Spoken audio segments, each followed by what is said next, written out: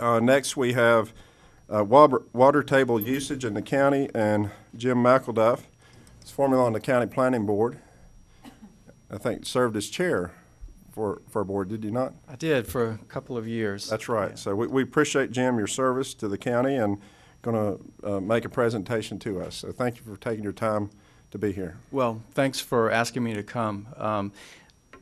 The water table is, and the issues that surround it, I feel happily kind of in a unique position to talk about. I've been a civil engineer for about 22 years, and probably 90% of the projects I've worked on in that period have something to do with groundwater, either the quality of it, the quantity of it, where it is and where it isn't, that sort of thing. And then overlaying that experience with what I learned on the planning board for about 7.5 years, I think created an interest in this topic for me. So I welcome the opportunity to talk about it a bit this morning or this afternoon. And I presume I point this at something to make the slide work. They'll start it. Oh, okay. Click the back side of it. That little gray button. Hold the trigger. That's what I've just gone over a bit as my background and how I came to do a little research on this topic. Excuse me. Can't be trigger happy. So I see.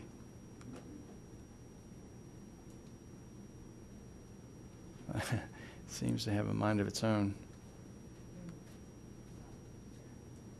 That's where you're supposed to be, isn't it? Yeah, probably so.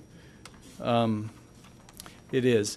You know, the current development in the county relies to a tremendous degree on groundwater for potable resources. If you live in the county, over half of us are using groundwater from private wells for our supply. A concern that I have, having seen where the subdivisions are going primarily, is that they're going into areas where groundwater is not readily available. And typically these are the subdivisions that are in the most desirable places for a lot of people, up on the mountainsides where there are great views and privacy. The problem with those places is that you almost are forced to use groundwater because the city water lines are simply not available up there. And then thirdly, on this page, you can see that currently the county doesn't really have any planning tools in place that allow them to recognize the difficulties of development in these places and the potential economic liabilities that the county accrues over time as more and more of these subdivisions and this sort of development goes on in these places. So that's a current snapshot. If you try to get a handle on groundwater use in the county, you can look at a couple of different sources. One there is the U.S. Census Bureau. And by the way, I put these numbers together very quickly. This is information that's readily available.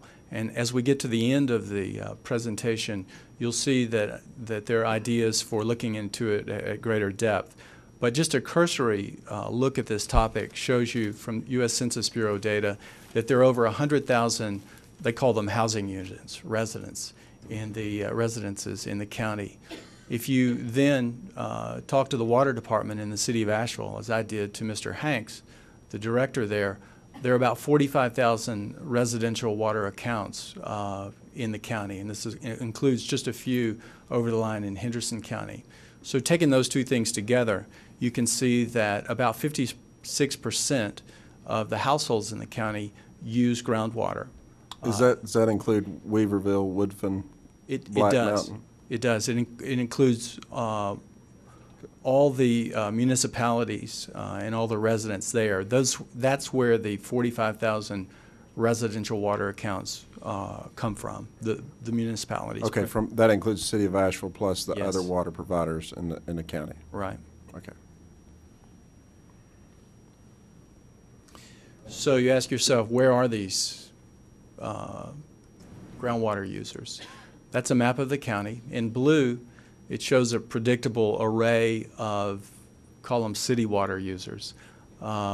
They're along the two principal axes in the county of transportation, I-40 from east and west, I-26 north and south, with Asheville being the big cluster in the middle, Black Mountain over to the right on the east side of the county. Now, interestingly, Black Mountain is in blue there.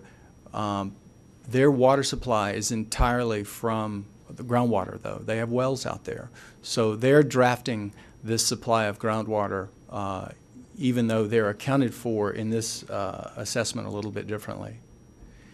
The orange dots, which merge together and outline parts of the county, show where all the people are who use groundwater and have private wells. There are a few blue dots out there. Those are groundwater users as well, simply on private systems which serve probably more than a half dozen households or so. If you then take a look, as we are in this next slide, at where the population shift is